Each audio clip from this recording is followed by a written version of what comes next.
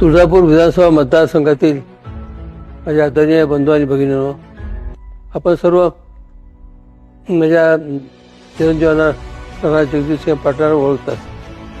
राणा जगजितसिंह हा गेल्या वेळी आपल्या या परिसरामधनं विधानसभेत निवडून गेला होता आणि मतदार बंधू आणि भगिनीच्या आशीर्वादामुळे त्याला काम करण्याची संधी मिळाली आणि त्या संधीचा त्यांनी पुरेपूर उपयोग करून आपल्या भागाचा सर्वांगीण विकास करण्याचा प्रयत्न केला.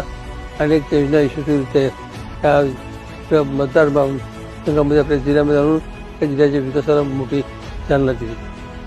चिरंजीव राणा भारतीय जनता पक्षाच्या वतीनं आमदार विधानसभेच्या निवडणुकीला उभा आहे. त्याचं चिन्ह हे कमळाचं चिन्ह आहे. मला आपल्या सर्वांना विनंती करायची की राणाचा जो उद्देश आहे ते आमदार म्हणून निवडून जायचं एवढंच नाही, ते निवडून आल्यानंतर आपल्या भागाच्या विकासाला आणखीन गती द्यायची आणि आपल्या या मतदारसंघाचा आपल्या जिल्ह्याचा सर्वांगीण विकास करायचा या उद्देशापोटी तो या निवडणुकीला उभा आहे.